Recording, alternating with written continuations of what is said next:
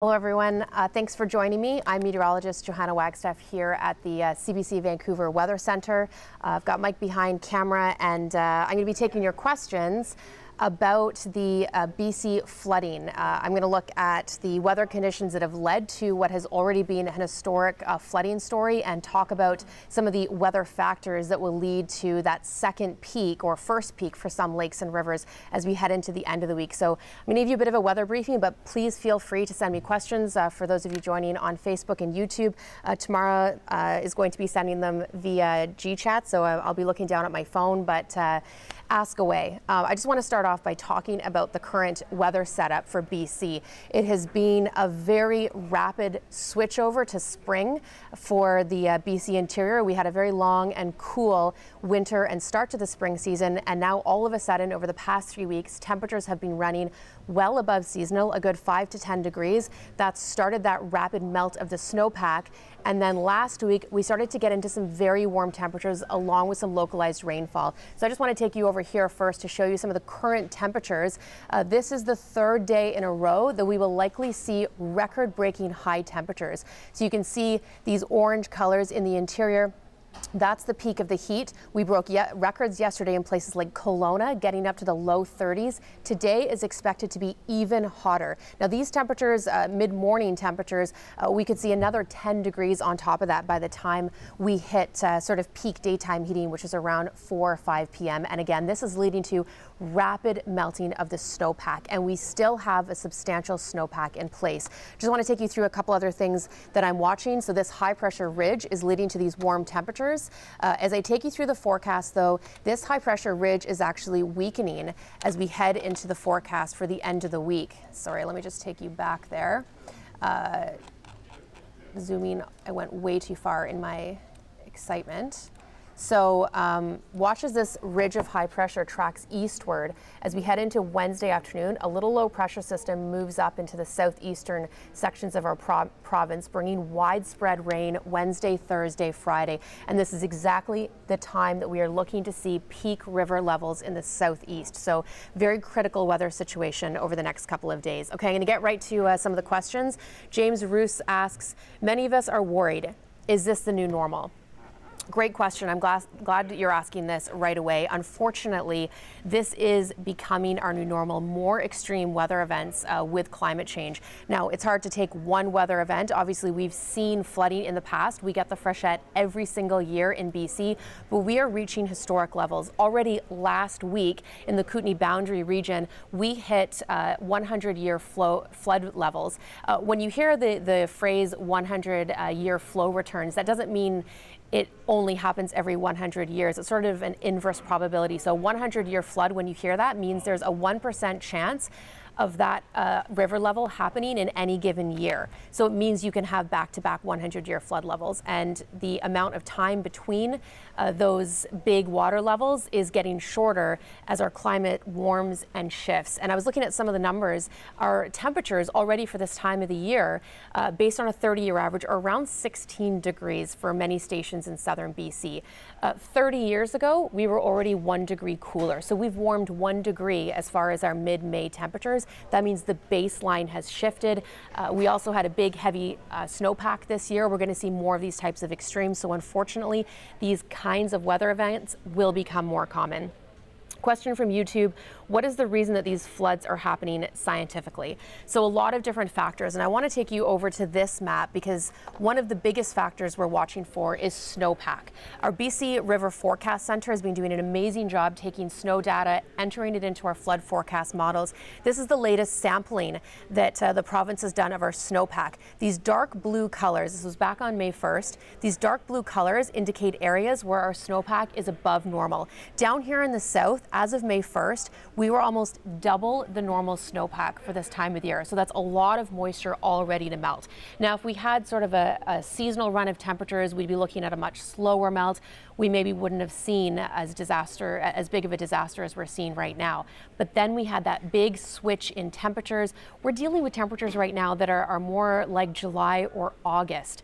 And when we've got that rapid melt happening, we've already melted all the snow at lower levels, mid and upper levels now between 10 and around 50% of that snowpack still has to melt over the next couple of days. And on top of that, the third factor, so we've got temperatures, snowpack, and rain. Last week we saw those isolated thunderstorms. That's what we're watching for again as we head into Wednesday afternoon, Thursday, and Friday. And when we get those additional moisture spots entering into the watershed, that really just takes the flood level over the top. And that's what we're really worried for as we head into the end of the week.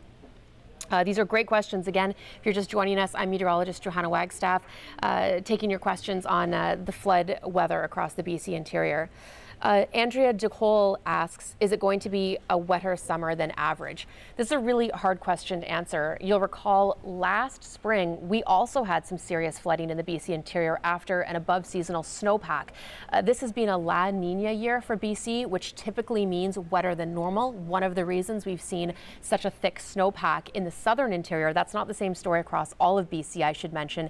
In the north, we actually had a below seasonal snowpack.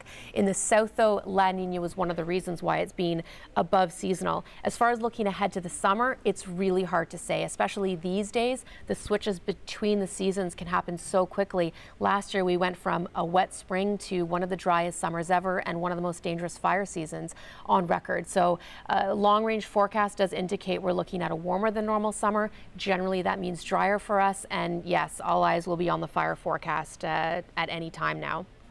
A question from YouTube. Is there anything that you can do to prevent damage? Great question about prevention. I know that authorities have been working very hard to get the word out as far as what areas are at greatest risk. I want to take you back to a map here. Again, this is from the BC River Forecast Centre. They've just been doing some amazing forecasting. It's so tricky entering in not just the temperatures and the precipitation in our forecast, but how much snowpack is in the mountains. And it's so intricate the way that the snow flows from each mountain range down to individual watersheds. So they are continually updating their forecast. You can see here these little dots where you start to see the yellows and the reds and the pinks. That's where we start to get up to 20, 50, 100 year flow return rates. So we are seeing very high forecasts as we head into next week. Places like Kootenay Boundary, the Granby River, expected at this point to peak at, if not higher than where we were last week. Other areas that we're watching, Westbridge, Salmon River, Mission Creek, the Kootenays will be on high alert over the next couple of days with that fresh rainfall. As far as how to prepare for all of this, we're actually going to have another Facebook Live tomorrow with one of our reporters on the ground, Tina Lovegreen, who will be at some of the worst flooding. So she's going to take you through what communities are dealing with on the ground. And I know Tamara, our producer, is adding some of the latest information from our website onto the Facebook and YouTube streams right now. But we'll keep you updated on that side of the story. Getting back to the weather side, Terry Lynn asks, isn't deforestation contributing to the floods? The more trees and plants to soak it up, the slower the melts that can help disperse the water, the less flooding will be an issue. Yes, very good point, Terry. And this is, again, one of the many factors that leads to flooding. The more trees and foliage you have, the more absorption of that snowpack and the more absorption of any rain we get in the next couple of weeks. And of course, it's not just deforestation, but forest fires that are playing a role in how things play out over the next week, which is really the crucial time. So those areas that were hit hard by forest fires last year, higher risk of seeing things like flash flooding, landslides and mudslides because you don't have the trees' roots absorbing that moisture. However, it's just one factor. Climate change, building codes as far as how close we're building to these floodplains, these are all factors when it goes into how bad a situation will be in any given year. Carrie Ann Bastian asks, as it's so warm now, are projections for this summer to be drier again or more rain?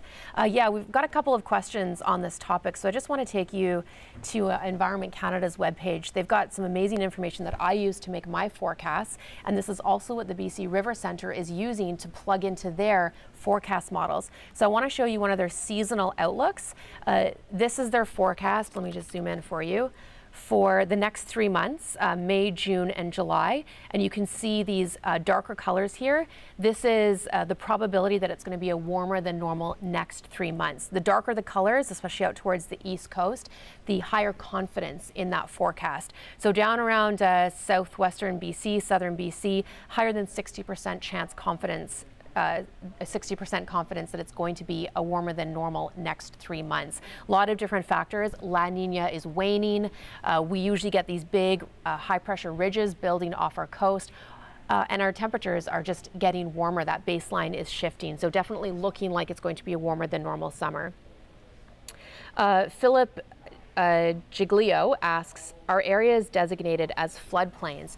Yeah, really interesting question, and we're going to take some of these questions that I'm not able to answer fully and pass them on to Tina Lovegreen, who will be on the ground in some of these flood areas tomorrow for another Facebook Live. There are definitely areas designated as floodplains, and we do have building codes in every watershed that takes a look at what the historical flooding has been and again issues these codes. I know this is a story that our newsroom is looking into as far as how many watersheds have upgraded their floodplains based on climate change, because again our history is changing. When we talk about 50 or 100 year flow rates or 100 year floods, that's based on historical data. So a 100 year flood has a 1% chance of happening in any given year, but that's again based on historical data, and the space between those 100 year floods is getting shorter and shorter. Robin Brown asks, are there any areas in North Vancouver or the Lower Mainland that are susceptible to flooding right now? Again, another story that our newsroom and officials are watching very closely in the Lower Fraser. Just want to take you back to this forecast from the BC River Centre. They're updating this forecast constantly. Of course, there is a lot of uncertainty when dealing with peak water levels. It's not just the melting snow, but what watershed is taking what snowpack. So again, a lot of variables, and we're also watching that rain late in the forecast. But you can see the Lower Fraser, some of these colors here, looking to see 10 to 20 year flow rates. The Lower Fraser is definitely one that we're watching closely. Langley, I think tomorrow we'll update you with a link to a story that we're watching, but evacuation alerts were just issued for Langley. So definitely parts of the south coast not immune to flooding this year, and a story that we're definitely watching. Just to kind of put things in perspective, the snowpack that we're tapping into over the next couple of days is at mid and upper levels of our mountains. We basically depleted the lower level snowpack over the past week with our warm temperatures, but now we're getting to mid and upper levels. So that snow doesn't necessarily flow into the same places that we were seeing the lower level snow melt last week, I should say. So a lot of variabilities, but the Lower Fraser is definitely one we're keeping an eye on. These are great questions. Again, if you're just joining us, meteorologist Johanna Wagstaffe taking your questions on the BC flooding forecast and all of these weather variables that we're watching, particularly this extreme weather event that we're in right now. And this is an extreme weather event. If I can just take you back over here, this is one of the forecast models that I'm watching. I actually think it's underplaying the temperature slightly. So as I take you through this afternoon, these numbers are actually more like the high 20s, low 30s. So here's the forecast for Tuesday afternoon. This is actually going to be the peak of our heat, I think. Staying hot as we head into Wednesday, but then we actually get a bit of a cool down I say in quotations, because this is still well above our seasonal. We're still hitting the low 20s as we head into Thursday and Friday. That is going to come with rain. And as we head back into the forecast for the weekend, a brand new high pressure ridge builds in. So another way to look at it, here's that ridge that's bringing us the hot weather right now. Here's Tuesday, taking you over the next couple of days. That ridge gets pushed eastward. We start to see a little low pressure system develop in the Kootenays. This is what we're worried for, that will bring widespread rain. So here's Thursday afternoon. Look at the forecast model, picking up a general 10 to 15 millimeters for the flood regions. That is not good news, and we might see embedded thunderstorms in there. But watch as they continue to time this out. Through Friday, we're getting into the end of Thursday. This new ridge is going to build in offshore and bring back very warm temperatures for the weekend. So a bit of a worst case scenario as far as the forecast is concerned. Okay, Caitlin B asks on YouTube, how fast do these floodwaters move through? Yeah, good question, and I actually don't know the flow rates very well. It's very dependent on each watershed and each river and lake, but flow rates is definitely something that the BC River Centre looks at, and this is what their forecasts are based on. It's not just the height of the water level, it's how fast these watersheds are taking in water and are able to exit that water, and that's something we're watching for a lot of the lakes in the interior. There's only so much water that can enter into these lakes and exit out out at the entrance and exit point. So that's where we start to get rivers rise, and those flow rates are very important. Only so much water can go in at a time, and only so much water can exit, and that is really what leads to these peak water levels. But flow rates are something that the forecast center is watching very closely, and it's these flow rates that we're hitting historic levels. If you're just joining us again on Facebook or YouTube, I'm taking questions about the BC flooding and the extreme weather event that we're in. I was listening in on the BC River Forecast Center briefing yesterday. Again, amazing hydrologists and meteorologists who are working hard to try and get these forecasts right. And they're updating them at various times through the day. And this is what officials are using to help issue those evacuation orders and alerts. And this is where we were learning more about the snowpack, and that we've diminished the bottom levels, still tapping into the mid and upper level snow over the next 5 to 9 days. And all of their forecasters were calling this heat wave that we're in right now an extreme weather event. This is absolutely an extreme weather event. These temperatures we're experiencing across British Columbia, these are summer weather conditions. We're only mid-May right now. We're talking 10 to 15 degrees above seasonal. This is definitely unusual. Ellen Rowe asks, are evacuation alerts a given for flooding? Yeah, interesting question, and we'll make sure to pass this on to Tina Lovegreen, our reporter who's going to be on the ground tomorrow for another Facebook Live. Evacuation alerts connected to flooding, again, this has to do with the forecast. We know that areas are at risk. We can see the forecast as far as how much water is coming down from the mountains, how fast that snow melt is. We know water levels are rising, but it's hard to say the extent of the flooding ahead of time, which is why officials issue the alerts before the orders, and that's what's happening in Langley right now. Alerts basically getting people ready to evacuate. So alerts mean start making preparations to leave your home, and then when that order is given, people are expected to leave. And this is definitely a life or death situation when you are issued an actual order. We've got an amazing story from Briar Stewart, who was in some of the hardest hit communities around Grand Forks, going in with a GoPro to see these homes that have been completely flooded and inundated with water, and people aren't allowed to return home because those water levels aren't dropping. So I know our producer Tamara is sharing some of those links with you right now. Stephen Gunther Plank asks, is Grand Forks going to flood again? This is an area we're watching very closely. Taking you back to the BC flood forecast area, the Grand Forks region is definitely looking at areas that might see similar peaks to last year. So you can see this pink here. Now, this is information from the BC River Forecast Center. This is not information that they want shared unless you sort of read the disclaimer, because again, these forecasts are changing very quickly. But just to give you an idea, this is the Granby River. This peak is what happened last week. This is where we were over 100-year floods. This is the forecast. Again, it's been changing. It's not necessarily going to be this as we head into the end of the week, but just to give you an idea that we may see peak levels in the same areas hit last week at or close to the levels of last week. We've just basically got the second surge of snowpack because of these warm temperatures. In addition to that, the models are constantly updating based on this forecast for more rain at the end of the week. So again, a bit of a worst case scenario with fresh melting of that mid to upper level snowpack combined with the forecast rainfall. And because it's really isolated, a lot of it is storm activity. So it's hard to see exactly what watershed is going to see these downpours. If Granby River ends up getting one of these isolated thunderstorms, we could see those levels again peak close to, if not above, where we saw last week. So very much still an active situation. This is why officials are asking people to heed the warnings, keep checking the updates, keep checking your local municipalities for the latest information on your watershed. Joshua NG asks, how long do you think this heat wave will last? So the event that we're in right now is definitely an extreme weather event, as I mentioned. This is day 3 of temperatures hitting the high 20s, low 30s for the BC interior, well above our seasonal for this time of the year. I expect we'll break more records again today across the BC interior. That high pressure ridge, if I can just take you back to this map again, this is my the forecast that I just did up. This is the high pressure ridge that's basically dominating the province. It's ushering in warm temperatures from the south. It's going to stay here through tomorrow. So expecting to see one more day of possibly record-breaking temperatures. Today's the peak, but still looking at another hot one for your Wednesday. Wednesday afternoon, that high pressure ridge shifts out of the region. We start to get this low move up from the south now that that high is out of the way. This is where we're looking for isolated downpours Wednesday afternoon. It'll come with a bit of a cool down, still above seasonal, but we're talking mid-20s rather than mid-30s. That low pressure system and cooler weather stick around through till Friday. And then the weekend, this high pressure is back. We could be looking at temperatures to return to the high 20s, low 30s, just in time for the weekend. Just a heads up, I was looking at some of our long range models. It looks like early next week, Monday, Tuesday, Wednesday, that may be where we get a return to more seasonal temperatures. At that point, though, we may have already exhausted the snowpack, and it'll be a bit of a moot point.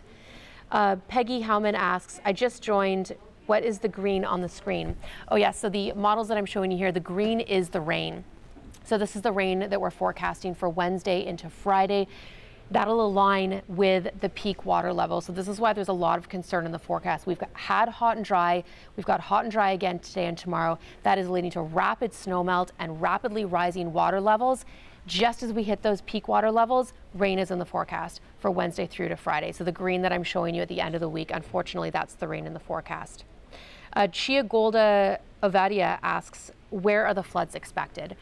We've got the latest information on our webpage. You know, Tamara, our producer, is sharing the links. The best thing to do is to check with your region and your municipalities as far as what's going on in your neck of the woods, because it is changing very quickly. But taking you back to the BC River Forecast Center, all of these areas that are yellow, orange, red, or purple, that's where we're expecting peak water levels. Grand Forks, once again, looking at a second peak. Westbridge, Salmon River, Mission Creek, Bull River, the Kootenays definitely on alert as these water levels rise, and even the lower Fraser, watching these water levels very closely. I say basically anywhere from the Caribou region south, there is potential for flooding. Now, north of the Caribou region, the reason why we're not as concerned with water levels up there is that they actually had a below seasonal snowpack this year. We keep talking about how much snow has fallen this winter and spring in the south. It was actually below seasonal in north. And I'll take you back to this map. This is again the snowpack summary as of May 1st. The dark blues, that's where we had above seasonal snowpack. But areas like this, these greens and yellows up around the Peace region, this is where levels are actually below seasonal as far as snowpack, so not as much concern up there. Stephen Gunther Plank asks, what is worse, rain or 30-degree temperatures? Yeah, really interesting question. I think it all comes down to needing a perfect combination of factors. And in this case, we had the heavy snowpack in the south. Forecasters and officials were watching this closely as we watched for that cool weather that continued into April. We were actually getting fresh snow as of end of April at some of our alpine levels. So it's really a combination of a heavy snowpack, and then the catalyst for that melt is a combination of warm temperatures and additional rain. But I think it's the well above seasonal temperatures that have started that melt, and then the rain is really what puts it over the edge. And that was the recipe we saw last week in the Kootenay boundary region around Grand Forks. We had above seasonal temperatures that had led to rapid melt. Water levels were already high, and then we saw that rainfall, and that's what exacerbated the situation. That's what we're worried about as we head into the end of this week, a very similar scenario that we had last week. These are great questions. I think I can still take a few more if you're just joining us on YouTube or Facebook. I'm meteorologist Johanna Wagstaffe, answering your questions about the flood forecast. And just to remind you again, we're going to have another Facebook Live tomorrow from one of our reporters on the ground in one of the flooded areas, talking more about what people are dealing with. I'm really just giving you the science behind what's going on, because it has been an extraordinary, and will be unfortunately, an extraordinary flood season. Chief Golda Olivia, answered your question about where the floods are expected. Again, pretty much everywhere south of the Caribou region. Michael Peed says on YouTube, I live in Port Coquitlam. Is there anything I can do to help? Yeah, that's a great question. I'm not sure exactly where to send you as far as overall flood help. I know certainly communities can help that have been affected when it comes to sending supplies, helping with sandbagging. If we've got any information, I know our producer tomorrow will share that with you. And I think Tina Lovegreen, our reporter on the ground tomorrow, certainly will be able to help answer that question if there's anything we can do to help. She's on the ground and she'll know exactly what communities are looking for, so we'll keep you updated. Okay, I think I can take another question. I'm going to end on a bit of a segue into wildfires. Jennifer Kirkwood asks, what about August? Will it get as hot as it is now? What about wildfires? Yeah, great point to end on, Jennifer. The temperatures that we're seeing right now in the interior, this is July, August weather. This is record-breaking heat. This is not the kind of weather we normally see this early in the season. As I mentioned earlier, a lot of our long-range forecasts do indicate that we're going to head into a warmer than normal summer.